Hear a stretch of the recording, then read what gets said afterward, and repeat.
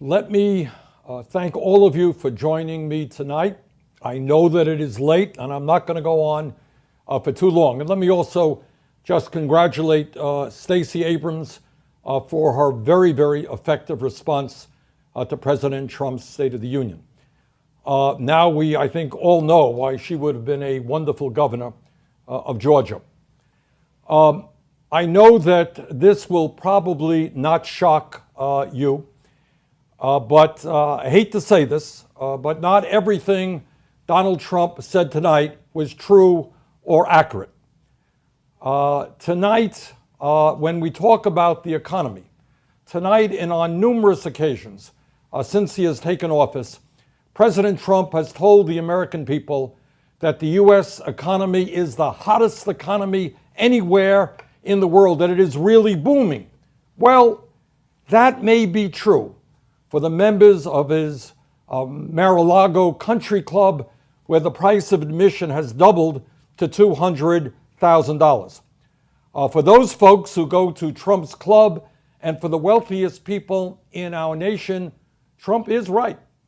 The economy is really booming. In fact, for many of President Trump's billionaire friends, the truth is they have never, ever had it so good.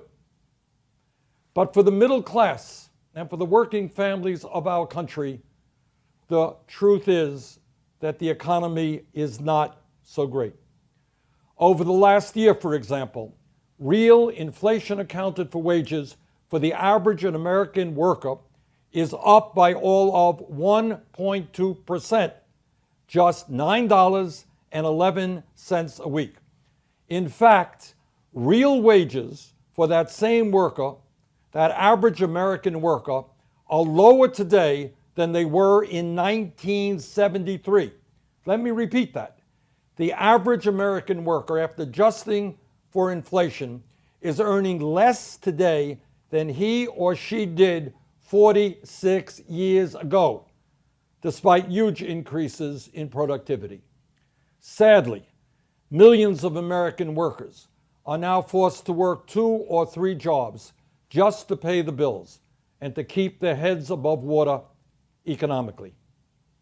In America today, and somehow or another, President Trump didn't mention this in his speech, we have more wealth and income inequality than almost any major country on earth.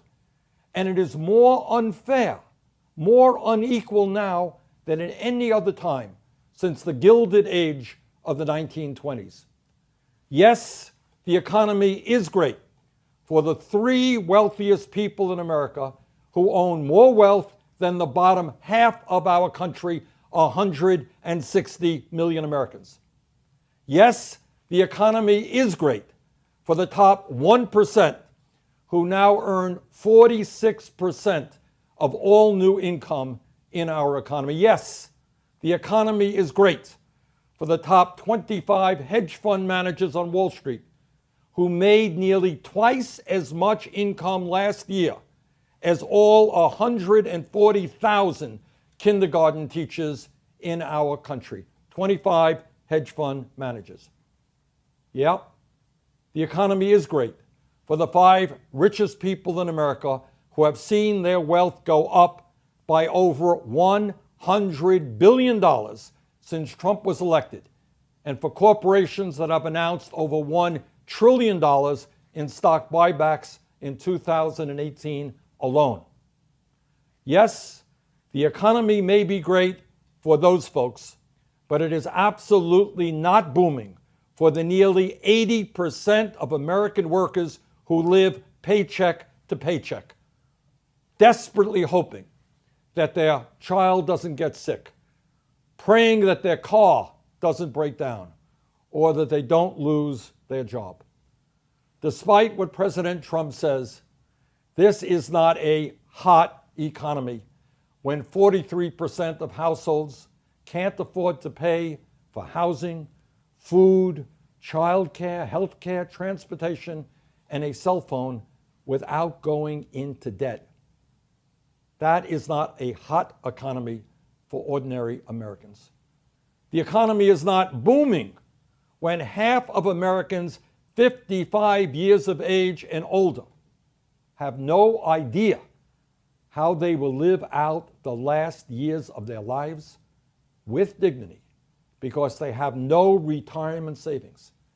And that includes, unbelievably, 20% of seniors trying to survive on incomes of less than $14,000 a year. And I just don't know how anybody, certainly not a senior citizen, survives on $14,000 a year. This is not the strongest economy we have ever had, according to Trump, when hundreds of thousands of young people are unable to go to college because they can't afford it. And millions more are struggling with outrageous levels of student debt. When over 34 million Americans have no health insurance. When 1 out of 5 of our people cannot afford the medicine prescribed to them by their doctors. And when over 40 million people in our country are living in poverty. This is not an economy we should be proud of when we have the highest rate of childhood poverty in the developed world, and when life expectancy in the United States has actually gone down for the 3rd year in a row. And as we speak tonight, let us not forget that in America, millions of our people are working for starvation wages. $8 an hour, $9 an hour, $10 an hour. And here is the simple truth. Nobody can raise a family or pay the rent or take care of the necessities of life on these poverty wages. But you know what? I didn't hear Donald Trump talk about raising the minimum wage to a living wage, at least $15 an hour. Somehow, didn't talk about that. Tonight, President Trump talked about what a great job he has done on trade.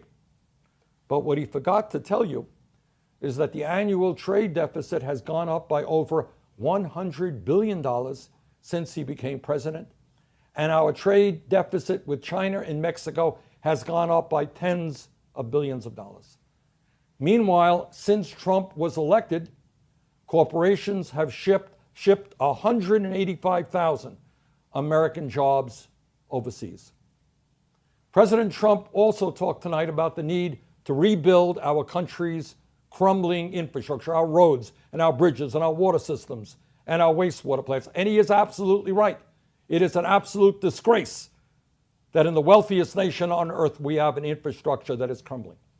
But the proposal that he is bringing forth is dead wrong. It is an absurd proposal. Trump would encourage states to sell our nation's highways, our bridges, and other vital infrastructure to Wall Street, to wealthy campaign contributors, even to foreign governments. The reality is that Trump's plan to privatize our nation's infrastructure is an old idea that has never worked and, in fact, never will work. President Trump said tonight, quote, "We are born free and we will stay free," end of quote. Well, I say to President Trump, people are not truly free when they can't afford to go to the doctor when they are sick. People are not truly free when they cannot afford to buy the prescription drugs they desperately need. People are not truly free when they are unable to retire with dignity. People are not truly free when they are exhausted because they are working longer and longer hours for lower wages. People are not truly free when they cannot afford a decent place in which to live. People certainly are not free when they cannot afford to feed their families. As Dr. Martin Luther King Jr. said in 1968, and I quote, "This country has socialism for the rich and rugged individualism for the poor," end quote. What Dr. King said then was true and it is true today, and it remains absolutely unacceptable. Tonight, Donald Trump, who in less than 2 years in the White House has seen 5 aides either plead guilty or be convicted of criminal charges, claimed the strength of the economy was dependent on him being free from necessary oversight and investigations into wrongdoing by both his campaign and his administration. The exact opposite is true. America's strength is based on the rule of law and the fact that no one, not even the President of the United States, is above it. Tonight, in terms of crime, Trump talked about a terrible and heinous murder in Reno, Nevada, committed by an undocumented immigrant who happens to be Latino. In fact, as I think many of you will recall, over the last several years, Trump has talked time and time again about crimes committed by undocumented Latino immigrants. His demonization of Latinos is nothing less than racist. It is wrong, and it also happens to be factually inaccurate. Undocumented Latino immigrants commit fewer crimes in the United States than the general public. But I want you to think about something for a moment.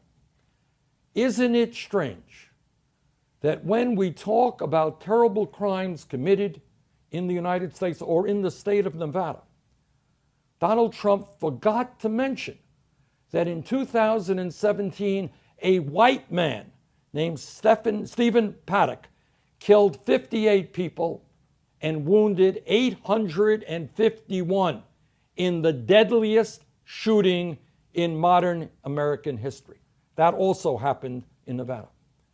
Now, how come Trump didn't mention that? If he is concerned about crime, how come Trump didn't talk about one of the worst mass murders in American history? Needless to say, he also didn't mention the need for common sense gun safety legislation, which would lower the terrible rate of mass shootings in our country. Tonight, Donald Trump repeated some of the most extreme anti-woman attacks coming from the far right. At a time when we see an unprecedented and coordinated attack against a woman's right to choose, it is incredibly important that we fight to make sure that every woman in this country has the right to control her own body. Tonight, Donald Trump correctly talked about the need to address the opioid crisis. Well, President Trump, you don't help people suffering from opioid addiction by writing a budget which calls for $1 trillion cut to Medicaid. That would be a devastating moment in the fight against opioid addiction. Now, as important as it is to respond to what President Trump said tonight, it is even more important to discuss some of what Trump refused to talk about, which happens to include some of the most important issues facing our country and the entire world. Now, how can a president of the United States give a State of the Union speech and not mention, not one word, about climate change when the leading scientists of the world tell us that climate change is real, that climate change is caused by human activity, and that climate change is already causing devastating harm in the United States and in much of the world?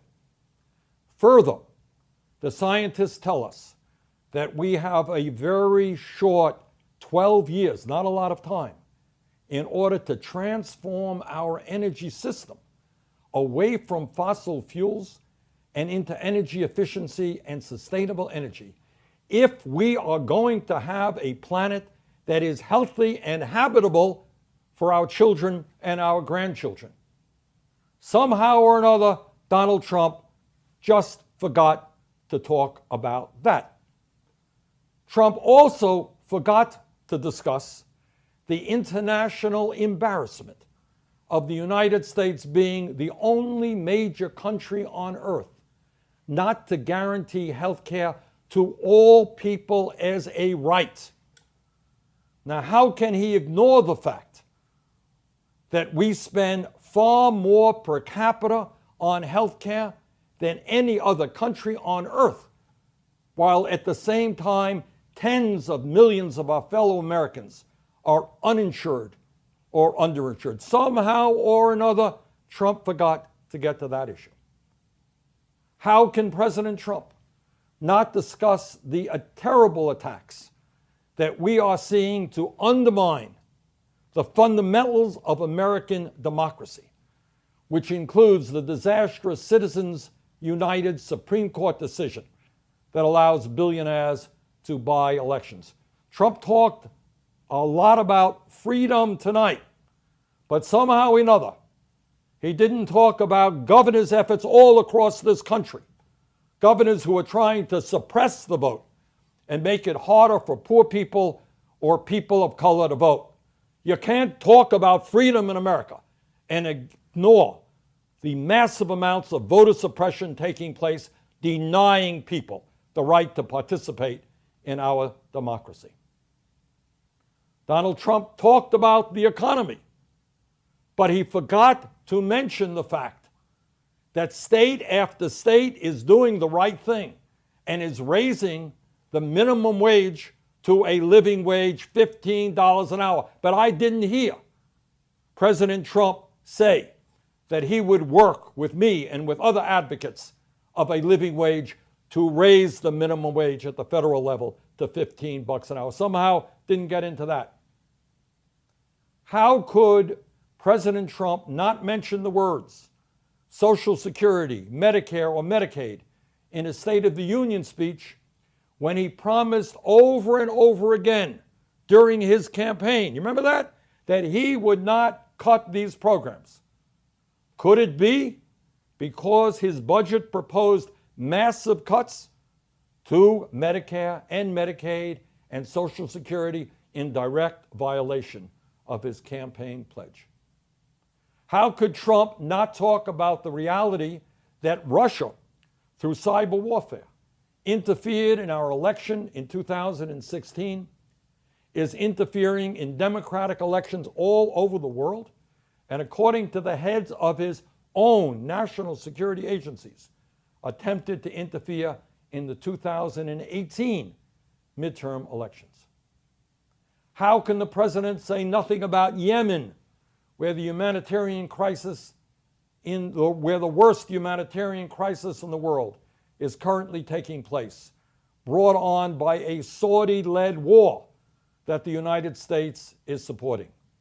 And just yesterday, a CNN report detailed how our Saudi and Emirati allies have been giving U.S.-made weapons to al-Qaeda-linked fighters in Yemen and have also fallen into the hands of Iranian-backed Houthi rebels.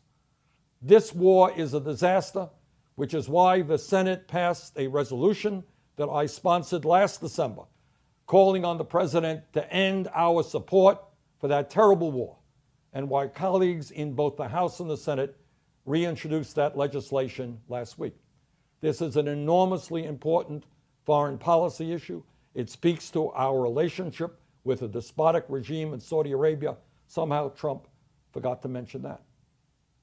President Trump has stated tonight and over and over and over and over again that building a wall on the Mexican border is a national emergency. In fact, he shut down the government and caused enormous pain and uncertainty for some 800,000 federal employees who were forced to go to work but were not paid, all because of his insistence on that wall.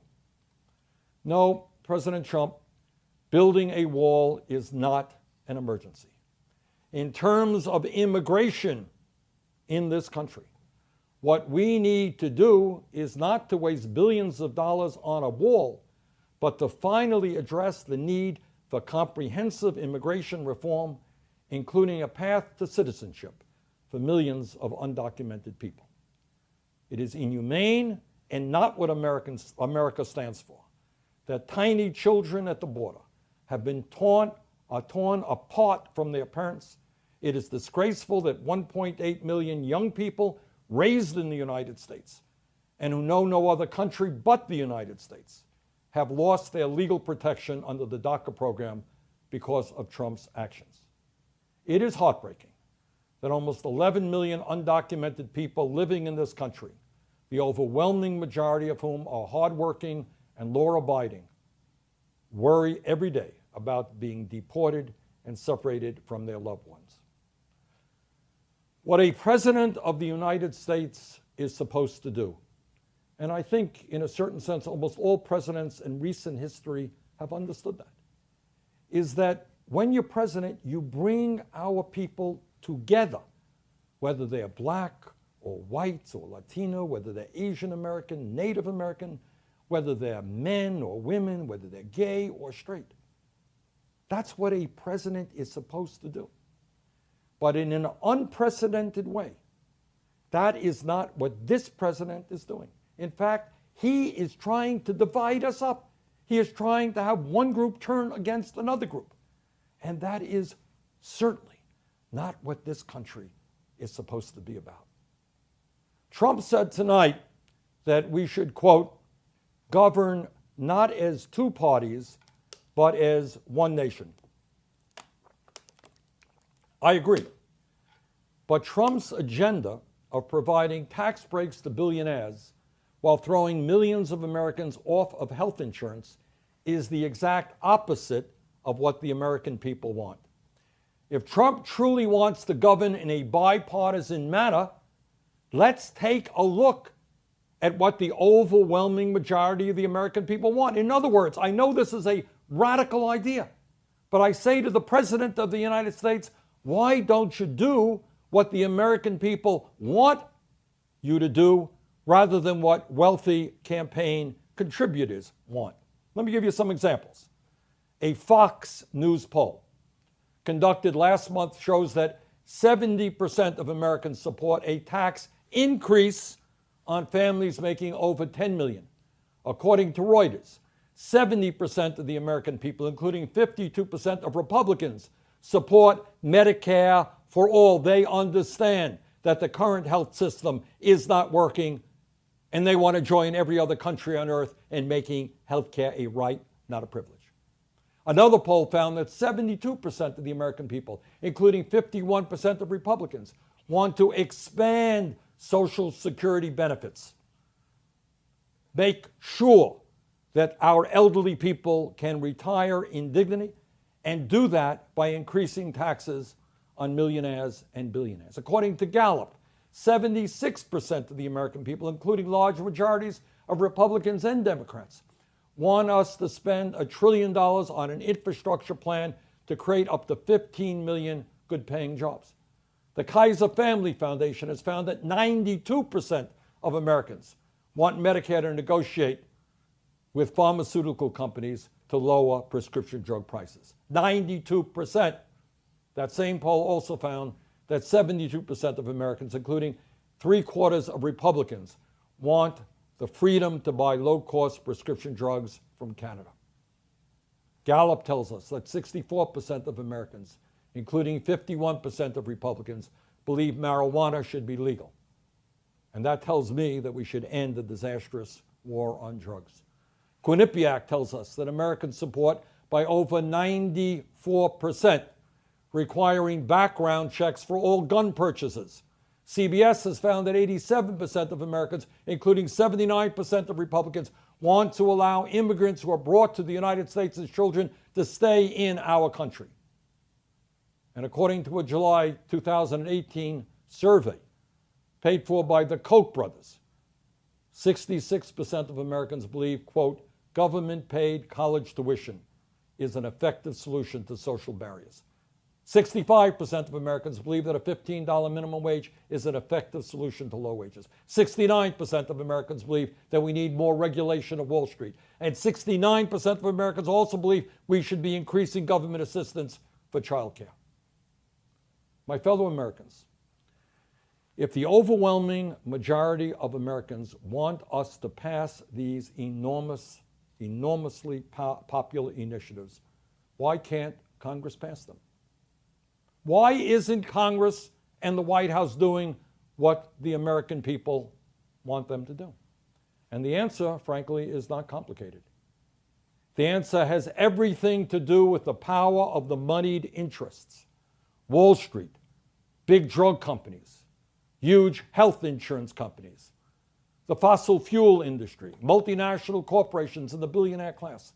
All of these groups are spending hundreds and hundreds of millions of dollars to get Congress to do their bidding.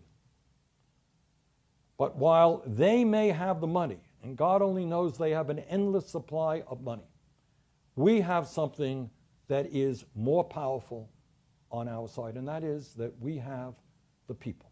They have the money, we have the people.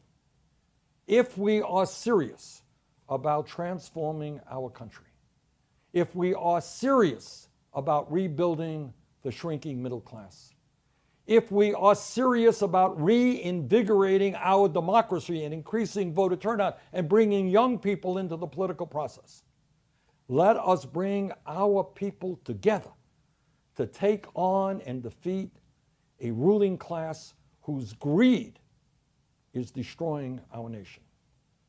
The billionaire class must learn that they cannot have it all. Our government belongs to each and every one of us, not just the few. Together, let us fight for economic, social, racial, and environmental justice. Let us end unbridled greed. Let us create the kind of America that we know we can become. Thank you all, and have a great night.